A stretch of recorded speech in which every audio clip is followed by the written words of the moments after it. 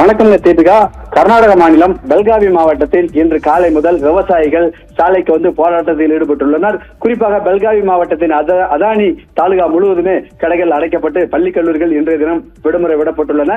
விஜயபுராவிலிருந்து சங்கேஸ்வரா செல்லும் தேசிய நெடுஞ்சாலைகள் காலை முதல் விவசாயிகள் உட்கார்ந்து மறியல் செய்து வருகின்றனர். ஒரு பகுதியில் விவசாயிகள் தங்கள் டிராக்டர்களுடன் கொண்டு வந்து சாலையில் நிறுத்தி போராட்டத்தில் ஈடுபட்டு வருகின்றனர்.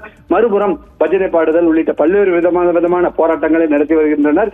இந்த போராட்டத்திற்கு அந்த தாலுகாவில் உள்ள அனைத்து கடைக்காரர்களும் ஆதரவு தெரிவித்து தங்கள் கடைகள் வணிக வளாகங்கள் அனைத்தும் மூடிவிட்டு போராட்டத்திற்கு ஆதரவு தெரிவித்துள்ளனர். குறிப்பாக கரும்புக்கு விலை நிர்ணயம் சரியாகபடி இருக்க வேண்டும், ரூபாய் 3500 என்பதை உயர்த்த வேண்டும் என்பன உள்ளிட்ட கோரிக்கைகளை உடனடியாக நிறைவேற்ற வேண்டும். இந்த கோரிக்கை நிறைவேறும் வரை எங்கள் போராட்டம் தொடரும் என்று இன்றைய தினம் போராட்டத்தில் ஈடுபட்டுள்ளனர். இதேபோல் குர்லாபுரா கிராஸ் என்ற இடத்தில் முதலகி தாலுகா குர்லாபுரா கிராஸில் பாஜகவின் மாநில தலைவர் விஜயேந்திரா தலைமையில் விவசாயிகளுடன் சேர்ந்து போராட்டத்தில் ஈடுபட்டு வருகின்றனர். குறிப்பாக பெல்காவி மாவட்டம் முழுவதும் இந்த போராட்டம் தற்போது பரவியுள்ளது.